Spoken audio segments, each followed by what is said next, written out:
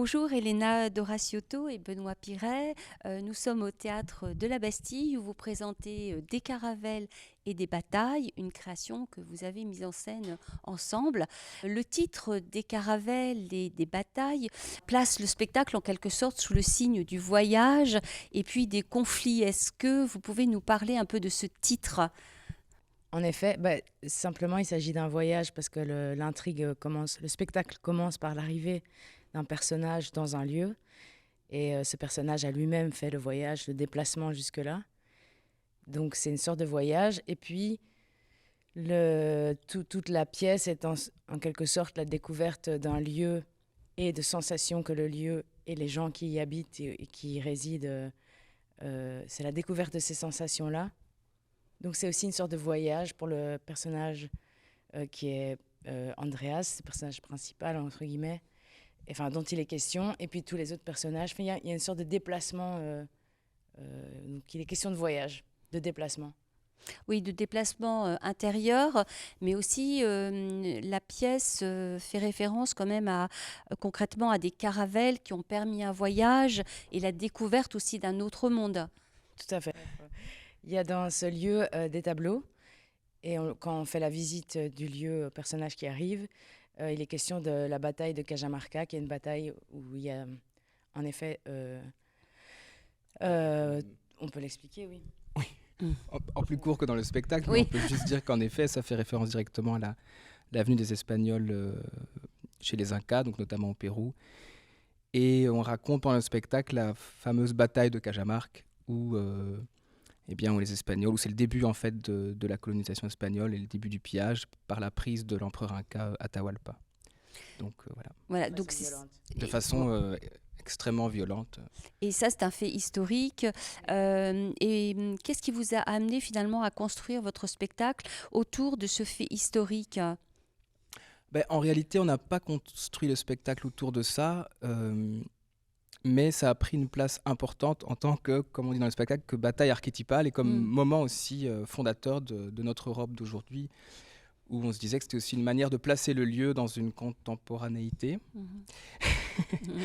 Et que en fait, ces gens sont à la fois en retrait du monde, mais pas du tout en retrait du réel. C'est-à-dire ils sont bien aux prises avec notre histoire, notre culture, etc. Et c'était une manière pour nous, parce que c'est bien, Elena l'a dit, c'est bien une fiction, mais de placer le lieu de la fiction dans ce cadre-là. Et donc, on dit toujours, dans cette Europe-là, et nous on dit toujours, voilà, c'est une fiction qui a lieu quelque part en Europe aujourd'hui. Et cette bataille-là nous permettait d'inscrire ça. Oui, dans une histoire universelle finalement. Oui.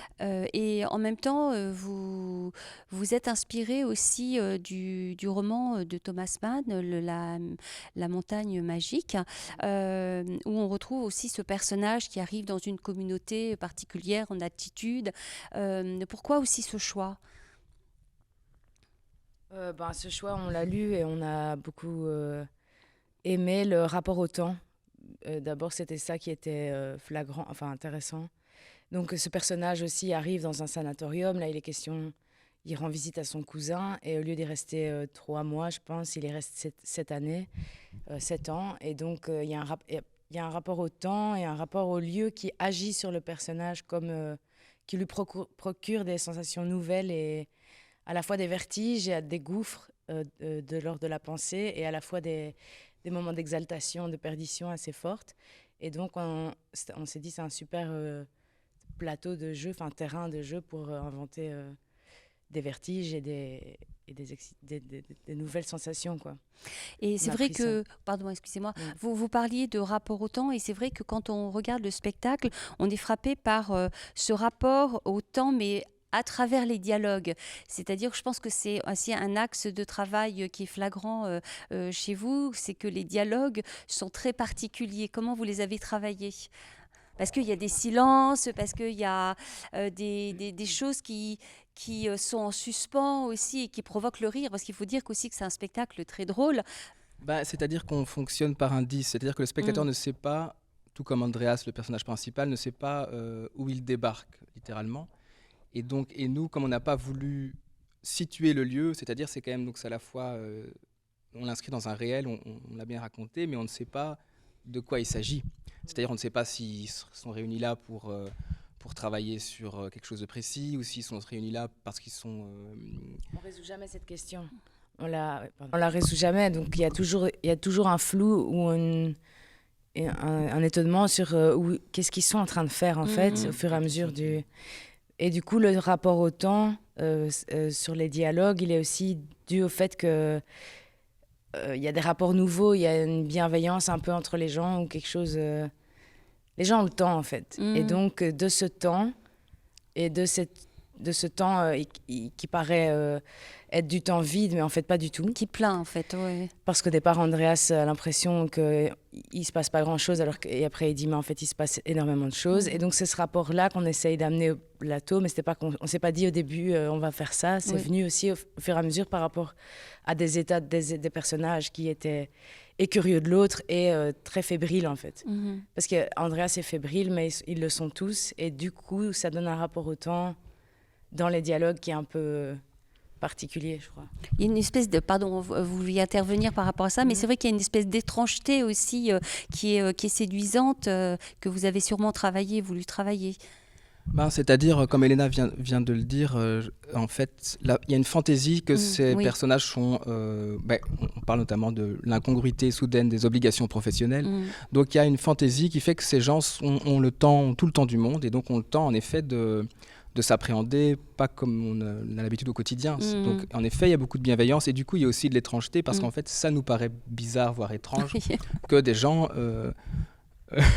prennent le temps de s'appréhender comme ça, et c'est là où aussi on inscrit notre fiction on dit parfois que c'est un conte réaliste, c'est-à-dire, bien sûr, on n'est pas dans la représentation d'une ZAD, par exemple, donc on n'est pas dans le réel et dans le concret de ça. À la fois, ça peut y faire penser, mais comment est-ce qu'ils se nourrissent, avec quel argent, etc. Tout ça est bien sûr éludé, mais cette manière d'éluder est consciente et volontaire, dans la mesure où, puisque c'est éludé, le cerveau, on n'est pas branché là-dessus. Oui, c'est vrai, oui. Et ça nous paraissait... Les choses paraissent finalement naturelles, allant de soi, voilà. Voilà, ce qui est, là, pour le coup, pas réaliste. Pas réaliste, non. Mais qui permet d'autres choses. Et sinon, je voulais vous interroger aussi sur le motif qui m'a semblé important du tapis, du tableau avec ce rectangle ou ce carré qui est en fait une espèce de parcelle du monde. Est-ce que vous pourriez, parce que c'est quand même assez récurrent comme motif, est-ce que vous pourriez nous en parler un petit peu plus? Donc oui, ça c'est... Vous faites référence au tapis. Au tapis persan, et puis le tableau aussi qui reprend cette structure rectangulaire. En effet, il y a un motif, récurrent. En fait, c'est surtout l'idée de... Enfin, c'est une sorte de ligne qui se dessine, qui est dans le spectacle, qui arrive à la ruse. Et en fait, ça vient donc c'est les Perses qui représentaient sur des tapis leur jardin qui allait être détruit. Et c'était une façon pour eux de ruser, de l'avoir toujours avec soi. De le faire perdurer malgré la destruction. Et il y a un des personnages, Madame Steur, qui est formidable, mais qui pense à ça beaucoup, qui est un peu obsédé par cette idée, et de dire, en fait, il y a moyen, malgré une destruction, de trouver un chemin qui ne résout rien, mais ruse quelque chose, et qui fait que, du coup... il y a quand même une bataille qui se gagne à un endroit. Oui, d'où la bataille. Une autre bataille qui se gagne différemment, sans combattre, mais avec des armes, peut-être de la poésie ou de la création. Voilà. Parce qu'il m'a semblé qu'il y avait aussi quelque chose par rapport au théâtre, là aussi.